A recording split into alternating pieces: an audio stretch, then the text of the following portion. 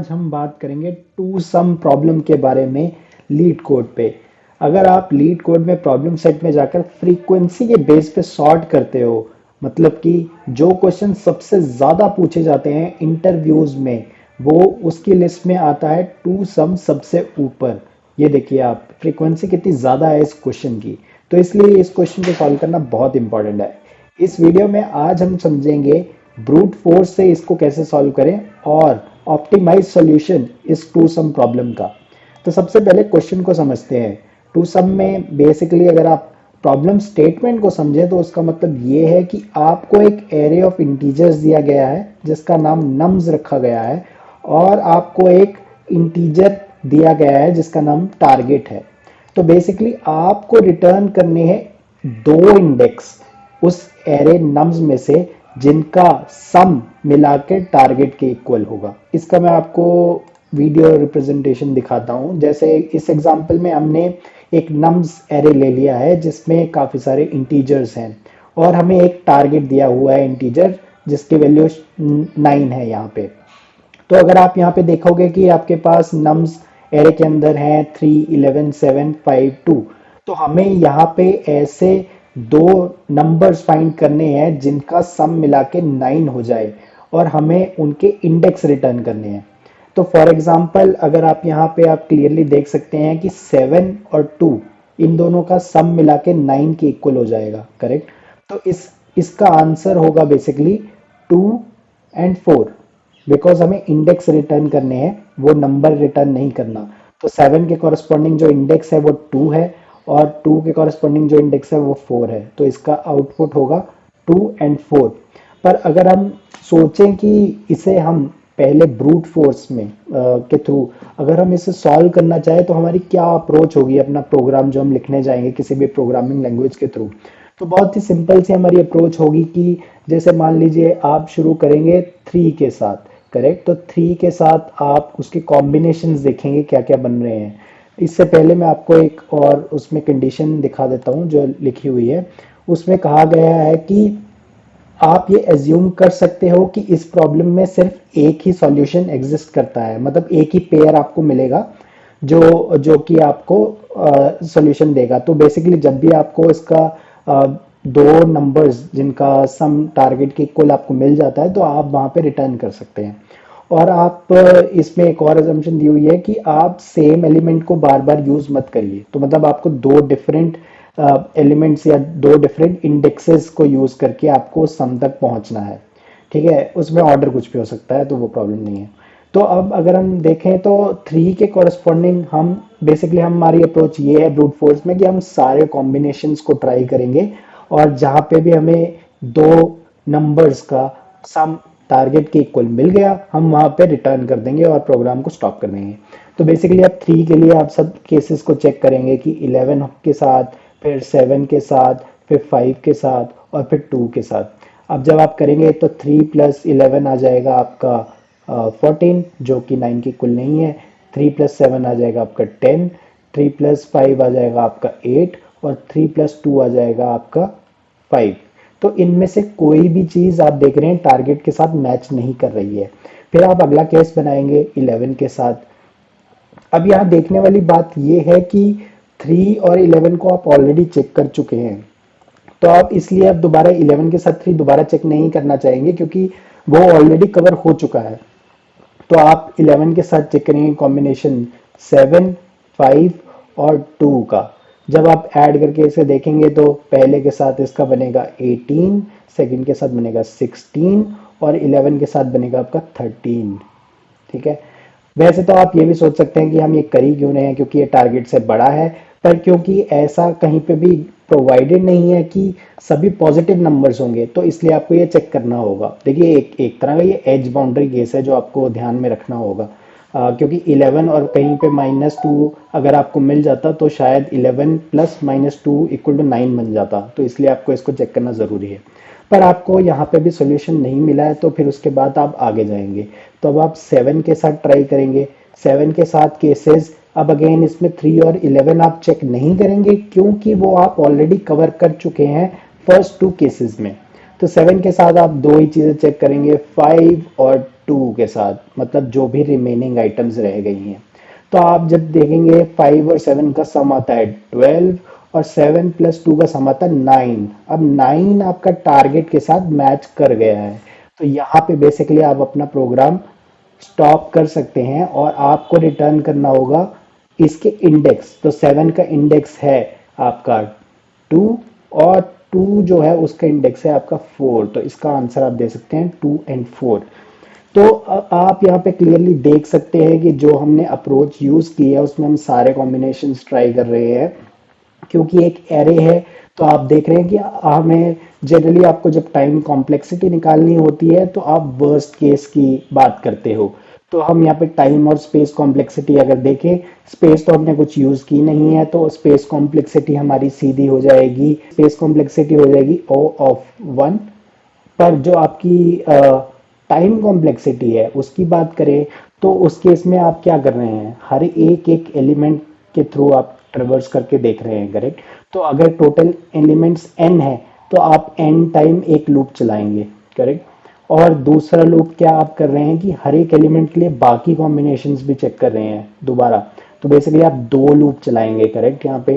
तो आप n into N आप इसे कह सकते हैं, वैसे n से कम हो गए एक कुछ कुछ ट्रेवर्सल जब आप करेंगे, पर वो इतने इनसिग्निफिकेंट होंगे कि आप इसे n स्क्वायर काउंट कर सकते हैं एज टाइम कॉम्प्लेक्सिटी। तो आप इसकी टाइम कॉम्प्लेक्सिटी जो होगी ब्रूट फोर्स के केस में वो n स्क्वायर बन जाएगी, जहाँ पे n है number of elements of the array nums. तो अब हम चलते हैं, आपको मैं इसका ऑप्टिमाइज्ड अप्रोच बताने से पहले एक बार हम इसे कोड करके देखते हैं, क्योंकि याद रखिए कोड करना बहुत ही ज़रूरी है, तभी आपको आइडिया लग पाता है कि आपने जो किया है वो सही है जो आप सोच रहे हो। सिर्फ सोच के काम नहीं चलेगा, क्योंकि इंटरव्यू में आपको जनरली कोड लिखना होता है। तो हम बेसिकली क्या करेंगे, हमें दो लूप्स चलाने हैं। तो हम पहला लूप चलाते हैं for int I equal to 0, मतलब आप 0th इंडेक्स से स्टार्ट कर रहे हो एरे के, नम्स एरे के। यहाँ पे आप इसे कुछ और नाम भी दे सकते हो, बट आई जनरली हम यूज़ कर लेते हैं। और जो इसकी कंडीशन हम रखेंगे वो रखेंगे आई स्मॉलर देन नम्स जो एरे है उसकी लेंथ -1, और उसके बाद हम करेंगे आई प्लस प्लस। अब इसके बाद हम एक और लूप चलाएंगे जहाँ पे हम जे रखेंगे। अब जे को 0 से स्टार्ट करने की ज़रूरत नहीं है बेसिकली, क्योंकि अगर आप हर बार 0 से स्टार्ट करेंगे तो आप देखेंगे कि जैसे 11 के लिए आपको फिर से 3 से के साथ केस करना पड़ेगा, जिसकी रिक्वायरमेंट ही नहीं है, क्योंकि 3 ने ऑलरेडी 11 को कवर कर लिया है। तो आप हर बार जे को i+1 से स्टार्ट कर सकते हैं, क्योंकि हमने आप देखेंगे तो 11 के केस में 7, 5 और 2 को ही लिया है। 11 अगर आप यहाँ पे देखें 11, तो 11 के लिए हमने उसके आगे के एलिमेंट्स को ही चेक किया है, जबकि 3 को चेक नहीं किया क्योंकि वो ऑलरेडी कवर्ड था। सिमिलरली 7 के केस में हमने सिर्फ उसके आगे के एलिमेंट्स को कवर किया है। तो इसलिए हम बेसिकली ये कह सकते हैं जो जे होगा वो 0 से स्टार्ट नहीं होगा इंडेक्स से, वो होगा i+1 इंडेक्स से स्टार्ट होगा, ठीक है। और जे, मैंने आपको कहा कि जे i+1 से शुरू होगा, इसीलिए ही हमने i को जो एरे की लेंथ है उसके -1 तक रखा है, क्योंकि अगर i आप लास्ट एलिमेंट पे पहुंच गए, मान लीजिए आपने 2 पे पहुंच गए i, तो j तो हमने कहा है कि उससे अगले एलिमेंट से शुरू होगा, तो उसका कोई मतलब ही नहीं बनता, क्योंकि उसका अगला एलिमेंट कोई एग्जिस्ट ही नहीं करता। हालांकि अगर आप इसको यहाँ पे nums डॉट लेंथ कर दोगे तो भी सेम ही आउटपुट रहेगा। ये जस्ट एक ऑप्टिमाइजेशन है, बहुत ही माइनर सी ऑप्टिमाइजेशन है कि आप इन्हें -1 लगाया है यहाँ पे। तो j जो होगा वो एंड एलिमेंट तक रहेगा, तो इसलिए nums dot length, basically length function आपका जो एरे की साइज बताता है आपको, बेसिकली कितने एलिमेंट्स हैं उसमें। तो यहाँ पे आप कर देंगे j++। अब आपका बेसिकली दो लूप्स चल गए हैं, तो अब इसके अंदर आप क्या कंडीशन रख रहे हैं, सिंपल कि अगर nums of i plus nums of j, मतलब दो एलिमेंट्स का सम इक्वल टू हो गया है टारगेट का, तो आपने बेसिकली सिंपली रिटर्न करना है न्यू इंट, जिसके अंदर आप बेसिकली रिटर्न कर देंगे i एंड जे। पे मैं ये ब्रेसेस लगा देता हूँ। तो बेसिकली हमने नए एरे में हमने रिटर्न किया है आई और जे। हमने यहाँ नम्स ऑफ आई और नम्स ऑफ जे रिटर्न नहीं किया, वो इसलिए क्योंकि हमें एरे के इंडेक्स रिटर्न करने हैं। तो बेसिकली बहुत सिंपली हो गया, और हमने यहाँ पे रिटर्न कर दिया है, तो इसका मतलब ये होगा कि यहाँ पे आपका फंक्शन रिटर्न कर देगा और रुक जाएगा। और अगर ये मान लीजिए दोनों लूप्स लगाने के बाद भी अगर आपको कुछ नहीं मिलता है, तो आप बेसिकली उसमें क्या करेंगे, रिटर्न कर देंगे बेसिकली नया एरे जो कि एम्प्टी होगा। तो एरे एम्प्टी रिटर्न करने के लिए हम इसके लिए ऐसे कर देंगे। अब बेसिकली चेक करते हैं क्या हमारा कोड सही चल रहा है या नहीं। आप देख रहे हैं रन करने में हमारे तीनों टेस्ट केस पास हो रहे हैं। अब हम बेसिकली सबमिट करके देखते हैं कोड को, और ये एक्सेप्ट हो चुका है।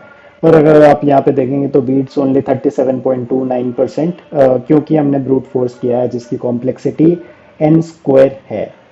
अब हम बात करेंगे ऑप्टिमाइजेशन के बारे में। अभी तो हमने सिर्फ n स्क्वायर मतलब ब्रूट फोर्स पे किया था, अब हम ट्राई करेंगे इससे बेटर अप्रोच कैसे की जा सकती है इसको सॉल्व करने के लिए। अब जो हम ऑप्टिमाइज सॉल्यूशन करने वाले हैं, तो उसके लिए हम वापस विजुलाइज करते हैं चीज़ को कि कैसे पॉसिबल होगा।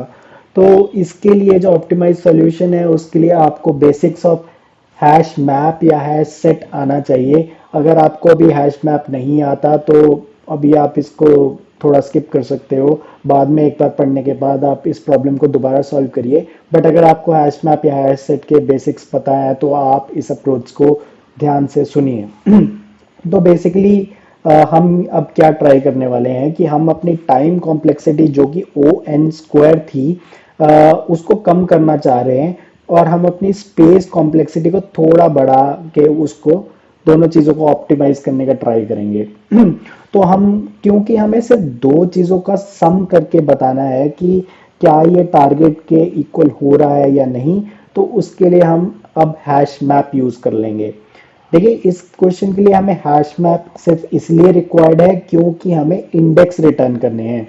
अगर मान लीजिए आपको सिर्फ नंबर्स रिटर्न करने होते जैसे 7 और 2 जिनका सम 9 है, तो हैश मैप की भी ज़रूरत नहीं थी, आप ये चीज़ हैश सेट के साथ भी कर सकते थे। तो मैं आपको बताता हूँ बेसिकली हम क्या अप्रोच यूज़ करने वाले हैं इसमें, कि जैसे जैसे हम एक बार हम एक लूप चलाएंगे जिसके थ्रू हम एरे को ट्रेवर्स करेंगे। तो जैसे हम फर्स्ट टाइम आए तो हमने 3 बेसिकली आपकी एंट्री आई, ठीक है। तो आप सबसे पहले चेक करोगे कि आपको चाहिए 3 plus X equal to 9, correct, कि दो नंबर्स जिसका जिसका सम 9 के इक्वल हो। तो आपका फर्स्ट नंबर तो आपने 3 पिक कर ही लिया है क्योंकि आप ट्रेवर्स कर रहे हो एरो को एक लूप के थ्रू। तो x की वैल्यू क्या हुई, मतलब अगर आपको पता है कि अगर 6 नंबर का कोई और एंट्री ऑलरेडी प्रेजेंट है एरे में, तो 3 और 6 के कॉम्बिनेशन के साथ आप टारगेटर तक रीच कर सकते हो, ठीक है। तो बेसिकली x क्या है, x क्या है मतलब टारगेट माइनस नम्स ऑफ आई, ठीक है। x यही हो गया ना। अगर आपका टारगेट हमेशा आपको पता ही है 9 है, तो x की वैल्यू हमेशा है, मतलब जो x is the second number, जो अगर आपको मिल जाए तो आप दोनों का सम मिला के 9 हो जाएगा। तो कोई भी अगर आप जैसे ट्रेवर्स करें 3 11 7 5 2, तो 3 के केस में आपका x बन जाता है 9 माइनस 3 इक्वल टू 6, करेक्ट। अगर 6 होता तो आपको मिल गया था आपका पेयर। 11 के केस में x क्या है, 9 माइनस 11 मतलब -2, करेक्ट। और 7 के केस में x क्या है, 7 क्या है, 9 माइनस 7 इक्वल टू 2, ठीक है ना। और फिर उसके बाद देखेंगे आप 5 के केस में x क्या है, x है 9 माइनस 5 इक्वल टू 4, ठीक है। और 2 के केस में x क्या है, x है 9 माइनस 2 इक्वल टू 7। अब आप देखेंगे कि 7 तो आप ऑलरेडी पहले आ चुका है। तो अब हम क्या करना चाहेंगे कि हम हैश मैप में बेसिकली जैसे जैसे ट्रेवर्स कर रहे हैं वैसे वैसे वो वैल्यू सेव करते जाएंगे। जैसे आप पहले 3 गए तो आपने 3 सेव कर दिया इंडेक्स पे, ठीक है। फिर आप 11 गए तो आपने 11 सेव कर दिया, 7 गए तो आपने 7 सेव कर दिया। अब साथ में उसके इंडेक्सेस बता दिए क्योंकि आपको फाइनली इंडेक्स रिटर्न करना है। जब आप 5 गए तो आपने हैश मैप में एंट्री कर दी 5 की, ठीक है। अब जब आप 2 गए तो आपने 4 की कर दी। पर जैसे जैसे आप एंट्री कर रहे हो उससे पहले आप एक्स जो है उसको भी चेक कर लोगे। जैसे आपने 3 किया तो 3 आपने देखा एक्स की वैल्यू 6 है, तो आप सबसे पहले हैश मैप में चेक करोगे क्या 6 एग्जिस्ट करता है क्या। तो उस टाइम पे आपका हैश मैप खाली था क्योंकि फर्स्ट है, तो हैश मैप में उस टाइम कुछ भी नहीं था। तो हैश मैप में कुछ नहीं था तो आप कहोगे कुछ नहीं है, तो आप उसमें 3 डाल दोगे, 3 के कॉरेस्पॉन्डिंग आपने इंडेक्स डाल दिया 0। फिर उसके बाद आप अगला नंबर जाओगे 11, 11 के कॉरेस्पॉन्डिंग एक्स की वैल्यू है -2, तो आप -2 चेक करोगे हैश मैप में एग्जिस्ट करता है, नहीं करता। तो आप बेसिकली क्या करोगे, सिंपली 11 ऐड कर दोगे और उसका इंडेक्स डाल दोगे 1। फिर आप जाओगे 7, 7 के लिए x है 2, तो आप देखोगे हैश मैप में 2 एग्जिस्ट करता है, नहीं करता। तो आप 7 डाल दोगे और उसका इंडेक्स डाल दोगे 2, ठीक है। फिर आप जाओगे 5 पे, 5 के लिए देखोगे कि x की वैल्यू होती है 4, क्या वो एग्जिस्ट करती है, नहीं करती। तो आप बेसिकली 5 डाल दोगे इंडेक्स 3 पे, ठीक है। फिर आप 2 पे आओगे, तो 2 के लिए आप देखोगे कि हैश मैप में 7 एग्जिस्ट करता है, एक्चुअली करता है सर, करता है। तो आपको ऑलरेडी मिल गया है, तो आपको 2 का इंडेक्स ऑलरेडी पता है क्योंकि आप उस पर ट्रेवर्स कर ही रहे हो, और दूसरा इंडेक्स भी आपको मिल गया है, 7 का इंडेक्स 2 था, तो आप यहाँ पे सिंपली रिटर्न कर दोगे 2 और 4, या फिर 4 2, कुछ भी कर दीजिए, उसमें फ़र्क नहीं पड़ता बिकॉज उसने बोला है कि ऑर्डरिंग से फ़र्क नहीं पड़ रहा। तो इसलिए बेसिकली आपकी अप्रोच सिंपल थी कि आप एक बार ट्रेवर्स कर रहे हैं और हर बार उस नंबर को सेव करने से पहले हैश मैप में आप चेक कर रहे हो कि टारगेट माइनस जो करंट वैल्यू है क्या वो ऑलरेडी एग्जिस्टिंग है क्या आपके हैश मैप में। हैश मैप में एग्जिस्ट का मतलब क्या है कि आपके एरे जिसमें आप ट्रेवर्स कर रहे हो वहां तक उससे पहले वो वैल्यू आ चुकी है। और मतलब जैसे आप 2 के लिए देख रहे हो तो 7, तो 7 ऑलरेडी आ चुका है, वो हैश मैप में एग्जिस्ट करता है। अब हमने हैश मैप यहाँ पे क्यों यूज किया, हैश मैप का बेस्ट केस जो होता है, बेस्ट कॉम्प्लेक्सिटी किसी चीज को सर्च के केस में वो होती है O ऑफ 1। तो जैसे आप 2 के लिए चेक कर रहे हो 7, तो 7 आप डायरेक्टली आइडेंटिफाई कर सकते हो कि एग्जिस्ट करता है और उसके कोरस्पॉन्डिंग इंडेक्स 2 है, तो वो आपको O ऑफ 1 बेस्ट कॉम्प्लेक्सिटी में दे रहा है चीज़ें, इसलिए हमने उसको बेस्ट केस के लिए हमने हैश मैप यहाँ यूज़ किया है। अगर आप इसमें कोई और डेटा स्ट्रक्चर यूज़ करते तो आपको सर्च ऑपरेशन परफॉर्म करने के लिए हायर कॉम्प्लेक्सिटी में जाना पड़ता। तो हैश मैप हमारी वो प्रॉब्लम सॉल्व कर रहा है, करेक्ट। तो इसलिए हमने यहाँ पे हैश मैप यूज़ किया है। तो बेसिकली आप यहाँ देख सकते हो क्योंकि हमने ट्रेवर्स एरे को सिर्फ एक बार ही किया है, तो इस बार आपकी टाइम कॉम्प्लेक्सिटी जो होगी वो O ऑफ n होगी, जहां पे n आपके number of elements of the array हैं। तो देखिए आप पहले आपकी टाइम कॉम्प्लेक्सिटी थी n स्क्वायर, अब आपने टाइम कॉम्प्लेक्सिटी n पे ले आ दी, तो मतलब आपने काफी ऑप्टिमाइजेशन कर दिया। बस ये है कि आपकी स्पेस इस बार O ऑफ n हो जाएगी instead of O of 1। n जो है नंबर ऑफ एलिमेंट्स है, O ऑफ n इसलिए होगी क्योंकि हैश मैप में आप हर एक एलिमेंट को बेसिकली स्टोर कर रहे हो वर्स्ट केस में, करेक्ट। तो उतनी आप स्पेस को एक्स्ट्रा कंज्यूम कर रहे हो।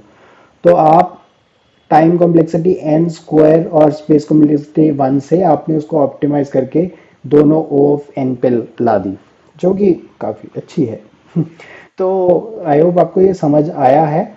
और बेसिकली दोबारा मैं एक बार आप समझाऊं तो यही है कि हमने हैश मैप सिर्फ इसलिए यूज़ किया है कि ट्रेवर्स करते हुए आप उस वो एलिमेंट अगर का डिफरेंस जो है टारगेट माइनस जो करंट एलिमेंट का डिफरेंस अगर पहले आ चुका है तो आप वो हैश मैप में O ऑफ 1 में फाइंड आउट कर सकते हो सर्च ऑपरेशन में। तो इसलिए हमने हैश मैप यूज़ किया है और इसलिए आपको बार बार ट्रेवर्स नहीं करना पड़ेगा। जैसे हम पिछली बार 2 लूप्स चलाए थे कि चेक करने के लिए हर एक के साथ हर एक का कॉम्बिनेशन फाइंड आउट करने के लिए कि अगर 2 है तो 7 क्या पूरे एरे में एग्जिस्ट करता है, चाहे हम वो देखते हैं, चाहे वो निकल भी चुका है पहले, तो हम उसको मेमोराइज नहीं कर रहे। समझ रहे हो कि 7 पहले निकल चुका है, स्टिल हम 2 के लिए पूरा लूप मतलब चेक कर रहे हैं, तो वो हम नहीं चेक करना चाहते थे, इसलिए उसको मेमोराइज करने के लिए हमने हैश मैप में उसको एंटर कर दिया और उसके कोरस्पॉन्डिंग इंडेक्स हमने सिर्फ इसलिए यूज किया है क्योंकि हमें आउटपुट में इंडेक्स देना है एज एन आउटपुट। अगर यहीं पे 7 और 2 ही रिटर्न करना होता तो जैसे मैंने आपको पहले कहा कि हैश मैप की जगह आप सीधा हैश सेट यूज कर लेते। तो हैश सेट से क्या होता कि आप सिंपल नंबर उसमें डाल देते 3 11 7 5 2, तो आपको इंडेक्सेस की रिक्वायरमेंट ही नहीं रहती। उसमें भी आप जो सर्च ऑपरेशन था वो वन में बेस्ट केस कर सकते थे। तो अब इसका कोड लिखते हैं, क्योंकि कोड लिखना देखिए बहुत ही ज़रूरी है, मैंने आपको पहले ही बोला। तो अब मैं इसको वापस से रीसेट कर देता हूँ। अब हम करेंगे हैश मैप को यूज़ करके ये सॉल्व। ठीक है, तो इसमें हम बनाएंगे मैप। हम मैप किस टाइप का लेंगे, इंटीजर और इंटीजर का ही लेंगे। रीज़न ये है कि अ, दोनों हमें जो इंडेक्स है वो भी इंटीजर है और जो उसमें वैल्यूज़ हैं एरे में वो भी इंटीजर है। तो हम इसमें हैश मैप ले लेंगे। ठीक है, अब बेसिकली हमने एक बार ट्रेवर्स करना है। For int I equal to 0, I smaller than nums dot length, मतलब वो पूरी लेंथ का साइज हो गया, मतलब जो भी एरे का साइज है। और आई प्लस प्लस, अब हम इसमें क्या करेंगे, सिंपली हमने क्या करना है कि हमने सबसे पहले चेक करना है कि वो डिफरेंस जो है, मतलब डिफरेंस क्या है, टारगेट माइनस नम्स ऑफ आई। जो ये मतलब ये एक्स की वैल्यू जो मैंने आपको बताई थी, ये एक्स की वैल्यू हो गई। ये हमें चेक करनी है कि हैश मैप में है या नहीं। तो वो उसके लिए मैप का एक फंक्शन होता है जिसमें आप चेक कर सकते हैं, कंटेन्स की करके होता है फंक्शन। तो इसके अंदर आप चेक कर लेंगे कि ये एक्स जो है आपका टारगेट माइनस नम्स ऑफ आई, ये एक्स हो गया। कि ये मैप में ऑलरेडी एग्जिस्ट तो नहीं करता ना, कि अगर ये एग्जिस्ट करता है उसका मतलब ये है कि अभी जहाँ पे आप पहुंचे हो उससे पहले जब आप ट्रेवर्स कर रहे थे वो एलिमेंट आ चुका है और आपने उसको मेमोरी में डाला हुआ है। तो हमें वही तो यूटिलाइज करना है सर। तो अगर ये हो गया तो मतलब आपको पेयर मिल चुका है, तो आपने क्या करना है, बस यहीं पे रिटर्न कर देना है और कुछ नहीं करना है।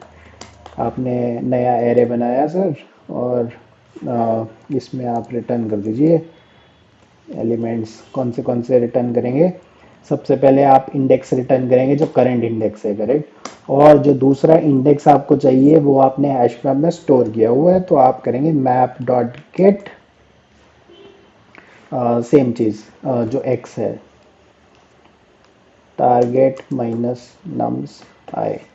अगर ये आपको थोड़ा वो कॉम्प्लिकेटेड लग रहा है तो आप basically int x equal to target minus nums I भी कर सकते हो। वो आपको थोड़ा इजी लगेगा, अ, वैसा भी आप कर सकते हो। तो हम बेसिकली यहीं पे रिटर्न कर देंगे। और इन केस हमें कुछ नहीं मिलता है, मतलब पूरे जाने के बाद भी, तो हम सिंपली कर देंगे एम्प्टी एरे रिटर्न कर देंगे। तो हाँ, अगर आपको ये थोड़ा कॉम्प्लिकेटेड लग रहा है तो मैंने जैसे आपको बताया, एक्स जो हमने कैलकुलेट किया था वो है टारगेट माइनस नम्स ऑफ आई। तो आप एक वेरिएबल में एक्स की वैल्यू स्टोर कर दीजिए, टारगेट माइनस नम्स आई को, और यहाँ पे एक्स यूज़ कर लीजिए, यहाँ पे भी एक्स यूज़ कर लीजिए ताकि आपको थोड़ा ईजी रहे। हमने यहाँ पे रिटर्न करते हुए आई किया है क्योंकि इंडेक्सेस चाहिए थे, और यहाँ पे भी हमने मैप ऑफ गेट वैल्यू की है। उसका मतलब यही है कि जैसे आप जब 7 को देख रहे हैं तो 7 यहाँ पे हमारा x था और उसके कॉरस्पॉन्डिंग जो इंडेक्स है वो 2 है, तो आप वो कहते हैं मैप डॉट गेट एक्स, तो वो वही देगा। तो अभी एक चीज़ हमें इस पे और करनी है कि अभी इसके अलावा हमें मैप में एंट्री भी तो करनी है। अगर जब वो नहीं मिलता तो हमें मैप में पुट करना है बेसिकली आई, जो नम्स ऑफ आई बेसिकली जो आपकी वैल्यू है, और उसके करस्पॉन्डिंग जो उसका इंडेक्स है, करेक्ट।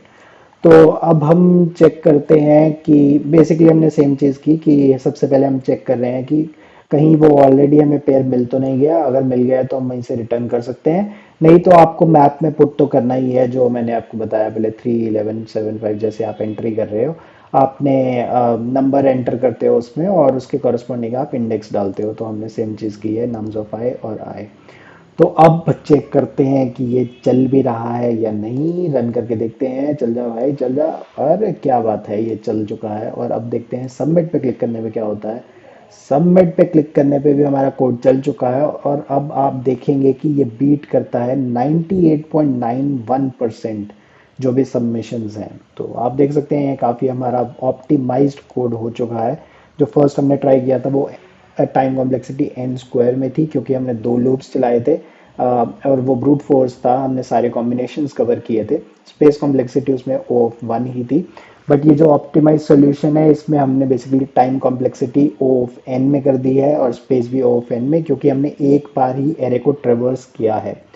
तो ये काफ़ी इंपॉर्टेंट क्वेश्चन है और इससे आपको काफ़ी अंडरस्टैंडिंग मिलती है कि और ऐसे प्रॉब्लम्स को कैसे सॉल्व कर सकते हैं। आई होप आपको ये यूज़फुल लगी हो। अगर आप जावा के अलावा किसी और प्रोग्रामिंग लैंग्वेज में भी इसका सॉल्यूशन चाहते हैं तो मुझे बताइए, मैं कमेंट में उसे ऐड कर दूंगा। Alright then, this is Mohit Chhabra signing off. Subscribe to the channel and thanks for watching.